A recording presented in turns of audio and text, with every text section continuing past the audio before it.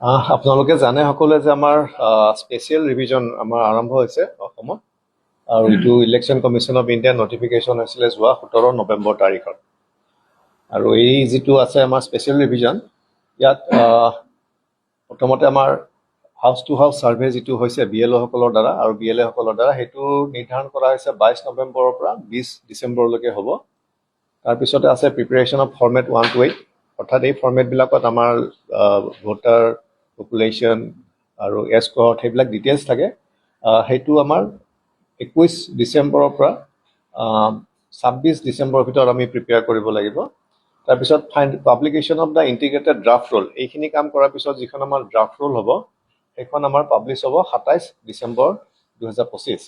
আৰু তাৰপিছত draft roll publish কৰাৰ পিছত আপোনালোকে জানে প্ৰতি বছৰ নিচিনাকৈ ৰিভিজনৰ নিচিনাকৈ period for filing claims and objection, অৰ্থাৎ নাম সোমোৱা বা নাম কাৰেক্ট কৰা, নাম ডিলিশ্যন কৰা, সেইটো সময় দিয়া হৈছে 27 ডিচেম্বৰৰ পৰা 22 জানুৱাৰীলৈকে।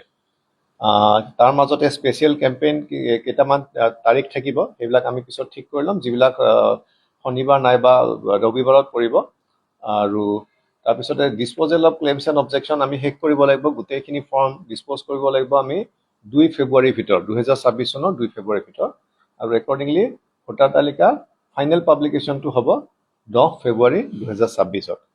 তো এই কামৰ বাবে ইতিমধ্যে আমাৰ জিলাত সকলো আমাৰ এংগেজ হৈছে, আৰম্ভ হৈ গৈছে আমাৰ কামবিলাক।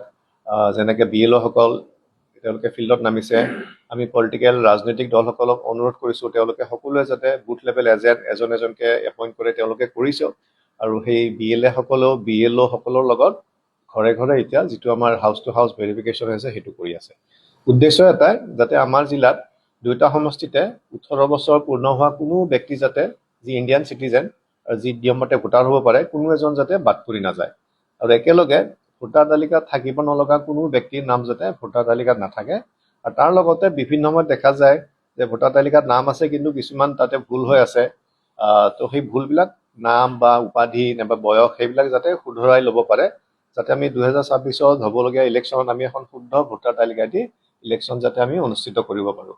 তো ইয়াৰ বাবে আমি ইলেকশ্যন কমিশ্যনৰ পৰা তথা আমাৰ চিফ ইলেক্টৰেল অফিচাৰ তেখেতৰ পৰা সকলো ৰাইজৰে সহযোগিতা কামনা কৰিছে। আৰু আজি আপোনালোকৰ মিটিং হোৱাৰ আগত আমাৰ পলিটিকেল পাৰ্টিৰ লগতো মিটিং হ'ল। তেখেতসকলক আমি জনাইছোঁ হাউচ টু হাউচ ছাৰ্ভে হৈ আছে, গতিকে তেখেতসকলৰ ইনফৰমেশ্যনবিলাক লাগে, কিবা যদি ছাজেশ্যন আছে সেইবিলাক জনাব লাগে, কিবা যদি অসুবিধাৰ সন্মুখীন হৈছে সেইবিলাক আমাক জনাব লাগে। মুঠৰ ওপৰতে আমাৰ ৰাজনৈতিক দল, আমাৰ সমাজৰ সকলো ব্যক্তি লগ হৈ, আমাৰ ইলেকশ্যন মেচিনাৰী লগ হৈ আমাৰ উদ্দেশ্য এটাই, যাতে শুদ্ধ ভোটাৰ তালিকা আমি দিব পাৰোঁ। তো তাৰ বাবে আজি আপোনালোককো মাতি আনিলোঁ। আপোনালোকৰ সহযোগিতা লাগিব, এৱাৰনেছটো লাগিব বিশেষকৈ।